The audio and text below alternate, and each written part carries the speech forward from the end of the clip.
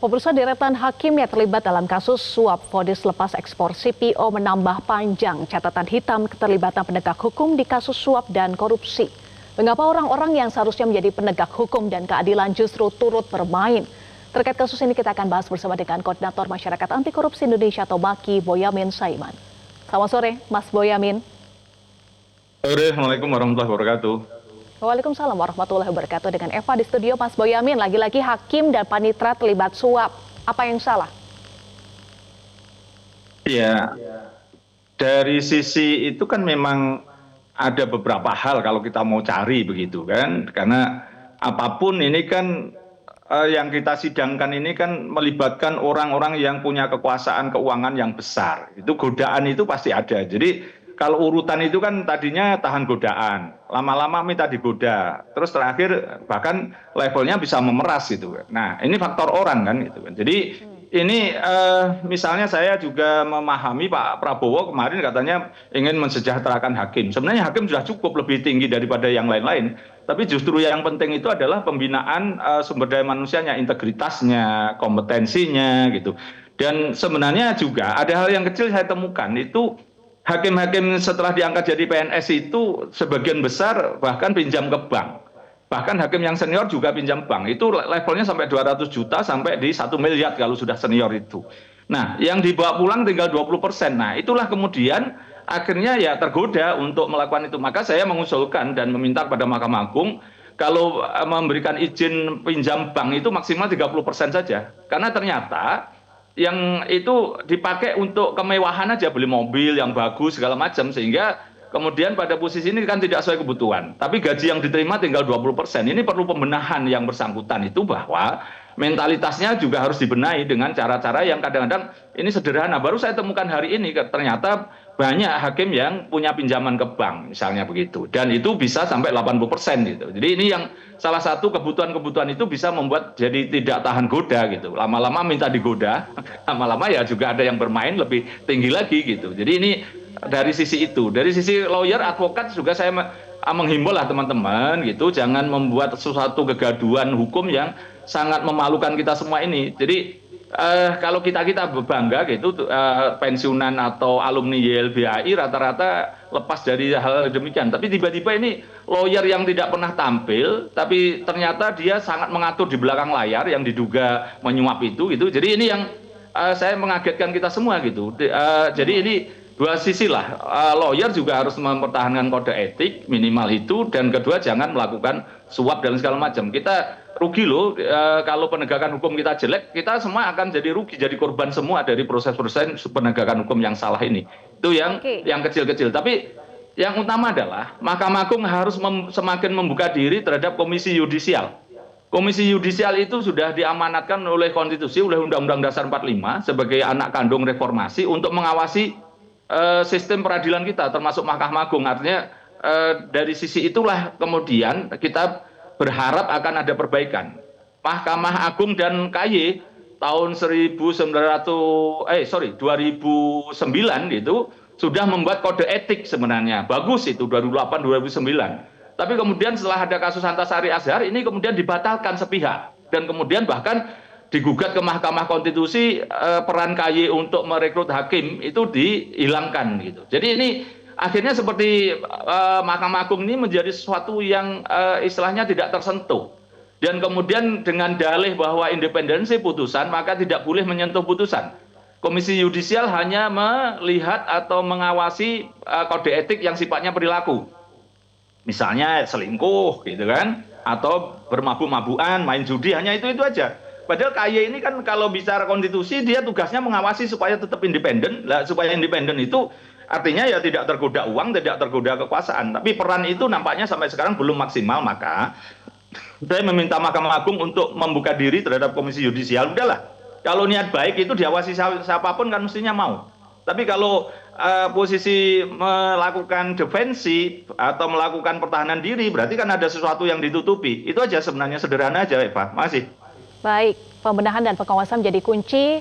Tapi selain hakim, panitera, kemudian kuasa hukum perusahaan, apakah ada indikasi atau dugaan keterlibatan pihak lain selain 7 tersangka yang sudah ditetapkan, Mas Boyamin?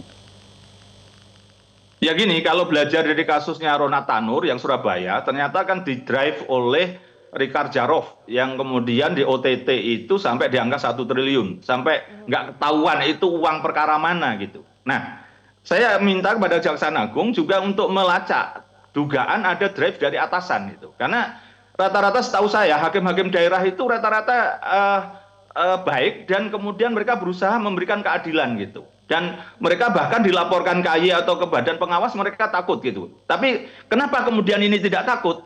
Nah, dari kasus Surabaya itu saya melihatnya karena ada drive dari atasan gitu. Seakan-akan ada yang menjamin, udahlah karena ini uangnya besar ikut aja, nanti kalau ada apa-apa saya lindungi. Nampaknya ada dugaan itulah. Apakah kasus yang terkait dengan CPO ini ada dugaan atas yang mengatakan menjamin akan melindungi, dan itu tugasnya Kejaksaan Agung untuk melacaknya gitu. Jadi saya belum punya bukti, tapi dalam hal ini rasanya kalau mereka bermain sendiri tidak cukup itu, karena ada yang kira-kira yang mendrive lah, yang levelnya apa gitu ya, nanti mudah-mudahan Kejaksaan Agung mau membongkarnya. Dan saya kira Mahkamah Agung juga harus mulai bersih-bersih diri, apa yang kira-kira yang pada posisi ini yang bisa dibersihkan gitu. Jangan kemudian defensif aja. Kayak tadi saya masih kecewa itu Pak Yanto itu masih mengatakan soal tentang penahanan, penangkapan harus izin Ketua Mahkamah Agung segala macam. Itu kan defensif. Sudah kayak begini, bagaimana mungkin kalau akan misalnya penggeledahan, penyitaan izin Ketua Pengadilan Negeri setempat, sementara yang disasar Ketua Pengadilan Negeri, itu kan suatu hal yang kemudian menurut versi saya itu tidak responsif terhadap pemberantasan korupsi gitu. Jadi nampaknya Mahkamah Agung masih defensif,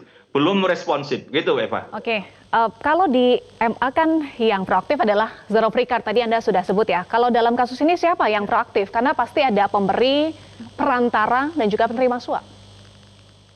Ya kalau ini uang kan pasti diduga dari dugaannya perusahaan-perusahaan yang jadi terdakwa itu gitu, 3 grup itu, karena nggak mungkin dari kantongnya pengacara sampai angka 60 miliar itu. Jadi itu ya harus dilacak ini uang dari sisi mana itu uang itu didapat untuk suap itu, karena nampaknya si pengacara pun juga kemudian bermewah-mewahan, beli mobil mewah segala macam, itu kan juga bagiannya juga dapat banyak itu. Nah itu yang harus dikembangkan asal usul uang dulu deh. Itu dilacak karena uang ini nggak mungkin itu dibawa dalam cash itu, dalam misalnya menukar uang pun pasti ketahuan itu di mana ditukarnya karena menjadi dolar semua. Nah itu pasti ada dugaan-dugaan aliran yang bisa dilacak, dan Mahkamah Agung Kejaksaan Agung pasti bisa lah melacak itu.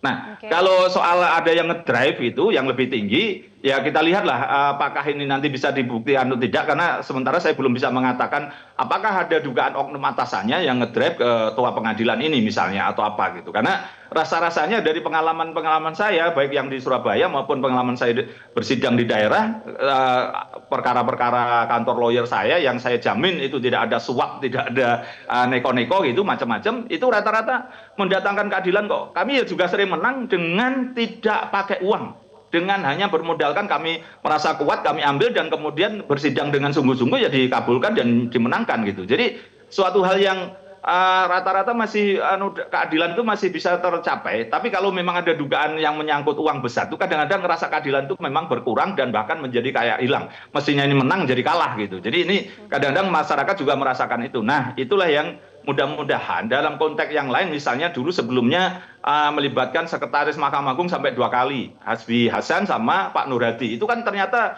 bagaimana dugaan mengatur-ngatur ini perkara gitu, sehingga menjadi sesuatu yang kemudian di bawah itu seakan-akan harus nurut dan harus patuh sehingga tidak berani bantah misalnya gitu. Jadi ini yang menurut saya perlu dikembangkan betul ini, karena rasanya tidak mungkin kalau ini hanya permainan dugaan yang sudah jadi tersangka gitu Eva. Harusnya kan tidak sulit ya Mas Boyamin untuk menelusuri lebih jauh terkait dengan pemberi karena sudah ada nama-nama perusahaannya. Tapi bagaimana dengan penerima untuk tadi menelusuri sampai ada dugaan drive dari atasan? Ya sebenarnya kan Kejaksaan Agung sejak tahun 2019 itu punya kewenangan penyadapan, tapping segala macam. Jadi dan saya yakin ini perkara ini bisa dibongkar karena itu gitu. Jadi sebenarnya bagaimana bisa dilacak pertemuan-pertemuan sebelumnya dengan siapa-siapa, karena dulu dalam kasus yang Panitera Pengadilan Negeri Jakarta Pusat itu pernah menghadap siapa-siapa kemudian bisa dilacak, dan kemudian yang kasus Semarang itu kemudian bisa dilacak-lacak sampai sekretaris Mahkamah Agung gitu. Jadi ini saya yakin Kejaksaan Agung bisa lah dengan kewenangan, dengan sarana yang ada, dan mungkin mudah-mudahan sudah di kantongnya Kejaksaan Agung. Ya kita pantau aja. Dan saya juga melakukan pelacakan, nanti kalau ada dugaan dilindungi atau disembunyikan, ya saya gugat pra peradilan untuk dibuka-bukaan aja. Dan saya yakin hakim-hakim masih banyak yang idealis dan kemudian berusaha ingin membersihkan lembaganya juga, karena ini sebagai amanat rakyat untuk keadilan dan kesejahteraan ya Pak. Baik. Mas Boyamin, kita tahu bahwa di konstruksi kasus ini kan ada penunjukan hakim ya. Pada akhirnya hakim-hakim juga menerima suap. Apakah selama ini penentuan hakim yang menangani perkara menjadi salah satu celah utama untuk penerimaan suap? Betul, kalau itu kan sebenarnya bisa dilacak. Kalau ini melibatkan uang banyak gitu, nampaknya ada drive begitu gitu penunjukan. Ya kayak Surabaya kan juga diarahkan hakimnya siapa yang kira-kira tanda kutip bisa diatur gitu.